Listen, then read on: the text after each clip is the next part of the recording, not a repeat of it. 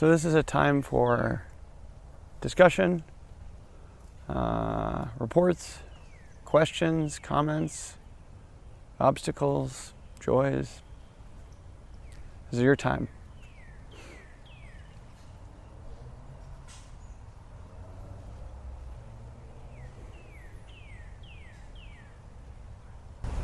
The bird song is just wonderful. And I keep being so distracted by the pandemic and what's going on in the world. It's hard to bring myself back here. The one good thing, people seem to be thinking more about who benefit society and who we owe our real thanks to. So that word gratitude, I'm starting to think of in a different way. Nothing to do with it. This was very wonderful, and I enjoyed it, and I followed it. I mean, well, two things. One, that you heard the birds and perceived them as beautiful is a good sign. It's not so easy to do that for humans. Yeah. But where I live, I have bird song all the time. So I'm very attuned to it, yeah. I love it. I mean, the other thing I'd say is, like, for me, from having run this experiment, as it were, over and over and over again, it's less about, am I extremely concentrated? Can I just stay with it or not? I mean, that's good when that happens, and it does happen. But as I tried to suggest, it's useful information if we notice that we're distracted and what that's like. That in itself is useful and beneficial to notice. Oh, I'm distracted right now. It's hard to stay with the breath. I keep having these thoughts. That is a valid finding from running the experiment. I keep thinking. That happened to me tonight. Yeah. Wow. Didn't expect that. Totally. And that may help you in answering the question, is this real or not? Yeah, my mind seems to keep distracting itself. And that's interesting. So I think before the recent months and earlier in my practice, I thought either I was doing it right or I was doing it wrong, and either I was concentrated or I was distracted. And now it's more fluid than that even if I'm distracted, that's useful information. I mean, for example, as I go about my day, there are periods of the day where it's easy to focus and periods of the day where it's harder to focus. And that's useful information to me. It's as if, I had to drive a car today for the first time in quite some time. And it's as if I started falling asleep at the wheel. That's good information to know if you're trying to drive a car. I'm really sleepy right now. Maybe I should pull over and get a little rest. It's similar if we're trying to do something in the world and we notice our mind is distracted, it keeps getting agitated, thinking about things that are not necessarily present at this moment. That's useful information. It's as if we're falling asleep at the wheel, and we can do something about that. We can do a practice like this to return to a little bit more stability and continuity. And even if we're not able to do that, we notice this is impairing my ability to be present with what I need to be doing right now. That in itself is good information. So I at least am trying to be compassionate with myself that sometimes in certain parts of the day I'm distracted and it's hard. And my increasing ability to simply notice that, even if I stay distracted, it seems to be of some benefit. Yeah. I tend to come across more emotional blockages. Yeah. What are some techniques that maybe you have encountered to overcome intense emotion and stay focused on the breath? Great. So I'm not sure if this is picking you up or not, so I'm just going to repeat it for our friends in case they didn't hear it. The question was, I have a lot of emotional blockages come up, and have I found any strategies for working with that? what seems to be useful for working with emotions. Is that right? So before I answer that, can you tell me a little bit about the kinds of emotional blockages that seem to come up, and what's that like for you? Like anger, Uh-huh. like self. Anger at yourself. No, well, like Anger, comma, self. Okay, great. self, like hatred, or not like self-hatred, but like self-criticism maybe, and like sadness. Okay, so anger, sadness, and self-hatred or self-criticism. And did all of those come up tonight, or just one of them, or not a different one? All three. All three. Okay, so tonight you were angry, you were sad, and you were criticizing yourself. Okay, great. Great. So, two things about this, both of the same sort of flavor. The basic strategy that I've found is if I like to do with my free time when I'm not meditating, I like to write. That seems to be a fun and useful thing for me to do. And so it's as if I sat down at my desk with the intention to write, and yet somehow my desk has gotten messy. Maybe sometimes this happens, that people like put things on my desk, even though I like to keep a clean desk. They like, oh, I need to give this to Tasshin. I'm going to put it on his desk. And then I have to spend a little time cleaning that before I can get to the writing or the emailing or whatever it is I need to do at my computer or with my notebooks. I need to clean the desk. So I'm trying to do something, but before I can do that, I have to clean up a little bit. So this is the basic strategy. You notice it's a little messy here.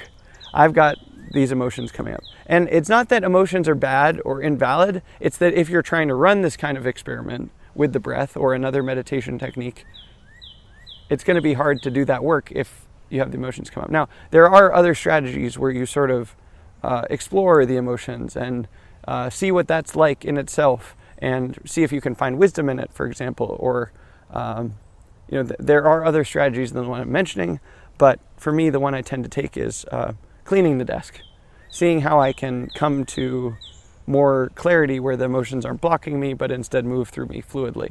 Does that make sense so far? Yeah. Okay, great. It's not that the emotions are bad, quite the contrary. But if we're trying to do the work of following the breath, or even actually something productive in the world, the emotions are an obstacle to that. They can also have wisdom in themselves, which is worth learning about. And in fact, the process of learning to clean up the emotions can help us access the emotion behind the wisdoms more easily because we're getting less like stuck on them. So it's not at all that emotions are bad and there's no use to them. It's that we should learn how to clean them up. There's two strategies that I use for cleaning the desk. One is to break it up in the traditional terms. Traditionally, in Buddhism, they talk about the 5 hindrances. Maybe some of us have them memorized, maybe not. Maybe we've heard of them, maybe not. In any case, I'll recite them quickly, and I would suggest to you it's highly worth memorizing them if you haven't memorized them already. We want to have them available at hand in our memory so that when we're meditating, we remember them and can use them without having to go read a book or look it up. We just know, yes, there are 5 of these things that tend to obstruct me, and which one is present right now, or which ones are present right now.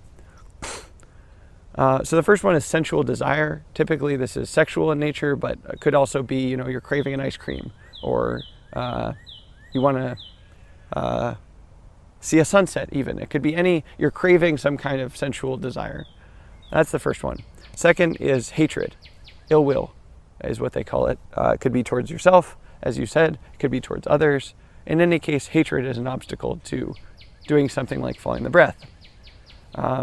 Third, you could have stupor arise. This could mean that you're sleepy, that you're falling asleep. This happens to us when we meditate, especially if it's been a long day or we've done a lot. We might feel sleepy. There's another version where we're kind of lazy, where even though we're not falling asleep, we're like, I don't really want to do this right now. And we kind of are half-hearted about things. We're lazy. Either of these you could say, are stupor, the sleepiness or the laziness. There's also worry or anxiety, where we regret something we did in the past, or we're worried about something that we're going to do in the future. This is also an obstacle to doing something like following the breath. And then the last one is skeptical doubt. This is, maybe you've had this arise during this talk. Maybe if not, someone else has that's listening to this, or they're like, that Tasshin guy, I think he's 29 and he's just read some books, and what is he even talking about? It doesn't really make sense, and it's probably not real, and what does he think about this other thing? And it's like any form of thinking, typically negative, but not necessarily, that takes us away from actually doing a simple exercise like following the breath. We sort of think our way into not believing that it's very important. And this is different from really earnestly trying it and deciding this isn't it. This isn't a good thing, which I suggested was a possibility. We might really give this a go and say, no, this seems to be not good. It's just nah, that's probably not good. Probably. I'm not even going to really try because, so that might come up as well. So that's desire, hatred, stupor, anxiety, and doubt. Those are the 5 that tend to come up.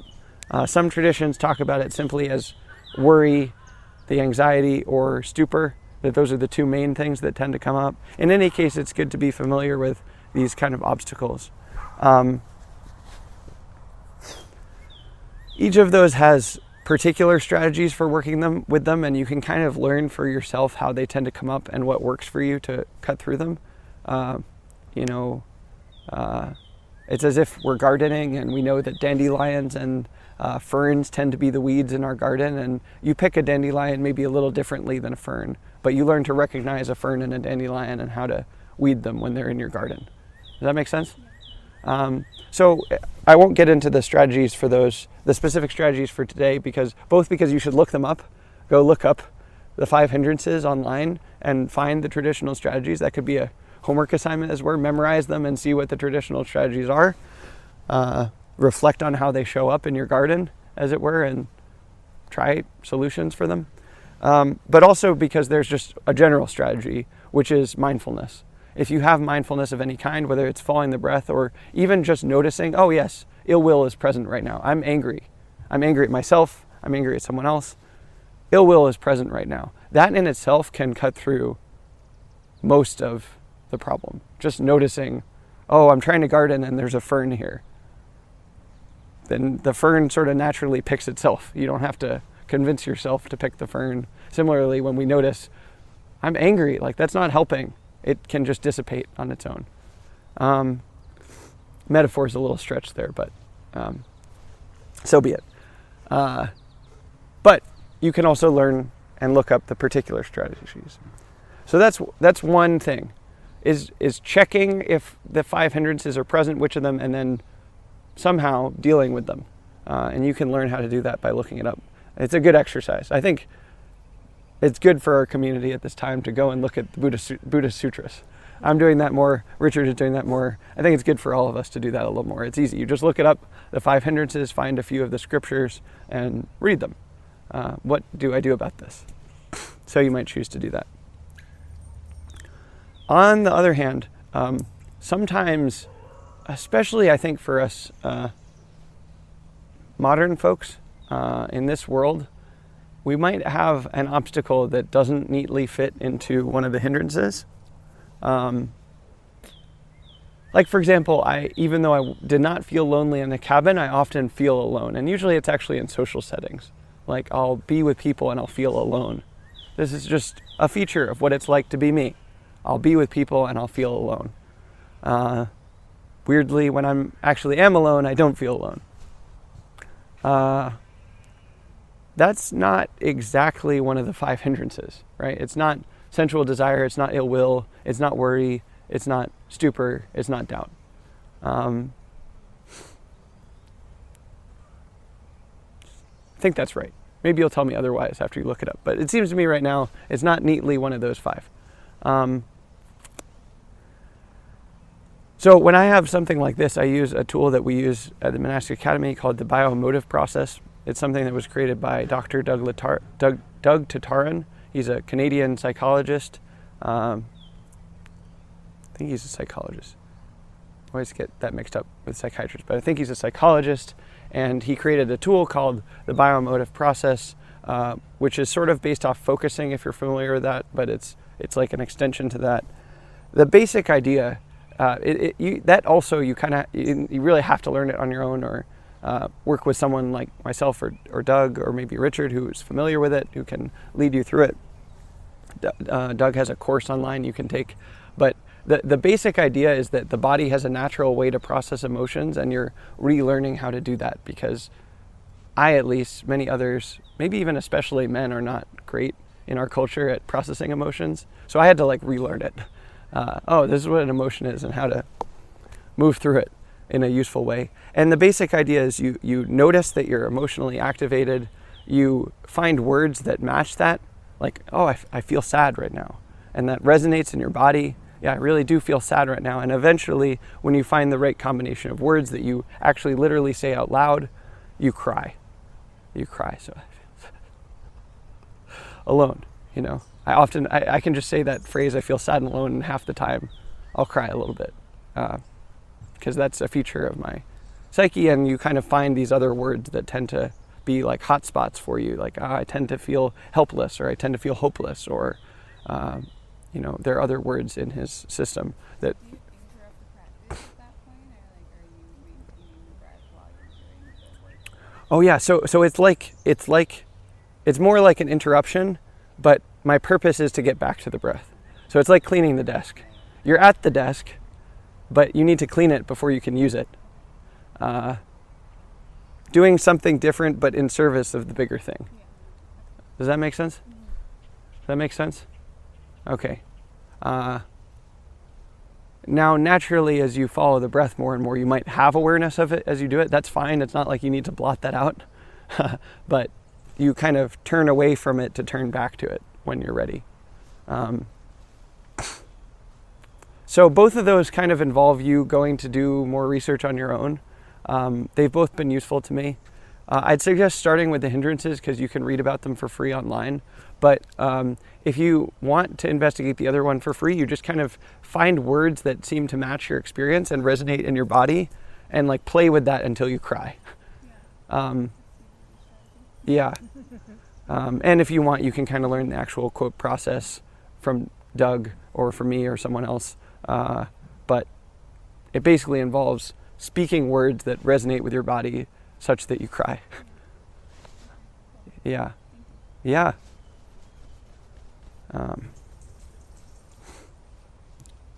It's about 6 minutes left, so if there are any other questions or comments, we have time for that. If not, we can practice together for a few minutes. It's all good. Yeah, I do have a comment. I'd like to sort of extend the appreciation expressed towards the bird sounds and include this this outdoor environment here, which is cultivated. I mean, there's grass and there's plantings. And there's also wildness like this.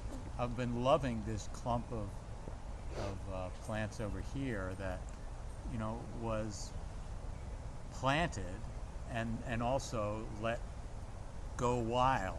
It's beautiful, and especially with the background of the trees. And these, I guess these are some kind of berry bushes. There was a child talking, a chainsaw or something. Just a real beautiful combination of sounds and sights in this semi-wild, semi-cultivated. And these chairs, these 5 chairs that just sort of came out of nowhere, and they're going to go back to nowhere. There's just something very beautiful to me about. So thank you, Land, and thank you, Tasshin, for. Did you see the bunny? Yeah, the bunny. And the bunny, yeah. It stayed It's the for first the bunny I've entire seen. practice. Huh. And as soon as we finished, it went away. Really? And it was staring at us. It was so present. Yeah. So apparently there was a bunny that joined us tonight for our practice, and it stayed for the whole time and then left when the practice was done. Wow.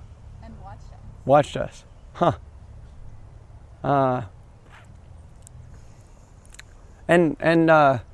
How was the experience of staying with the breath as the center and keeping everything else in awareness. Yeah, I appreciated your gradual inclusion of those other elements because the sight was there for me from the beginning and the sounds. Uh-huh. So when you mentioned, include the sounds, include the sights, I was like, yeah, that's part of my experience that was being validated in a way. Mm-hmm. And I found one noticing that I did have was that when I slowed my breath down, it became somewhat easier to stay present with it. Mm-hmm. Yeah. Yeah, that's a good point. That's my phone. Oh, no problem. Just another sound. Sorry. Uh, Gonna kick me So I'm glad you mentioned slowing the breath down because basically, as I said, I was trying to work on the skill of not thinking for a lot of time. And the three basic things I found were cutting through the hindrances with either of the two strategies that I mentioned, slowing the breath down, especially the exhale, and 3, keeping awareness very wide. So like keeping my eyes open and allowing the visual field to be there even as I stayed with the breath as the abdomen, or keeping my ears open and hearing the beautiful birds as I stayed with the breath at the abdomen. Somehow those things together quieted the thinking and made it easier to stay with the breath. So Can you just review the two strategies you suggested to her for cutting through the yeah. hindrances? Oh, well, just that knowing what the hindrances are and and how to cut through them. And then second, biomotive or basically crying. Using your words to come to crying is a way to make that process accessible without necessarily needing to pay to learn it. It's a good thing to do. It's just I feel strongly that tool should be available to all, even though Doug needs to support himself in a living. So, in any case, that's a tangent. But both of those involve learning more about how to do that. But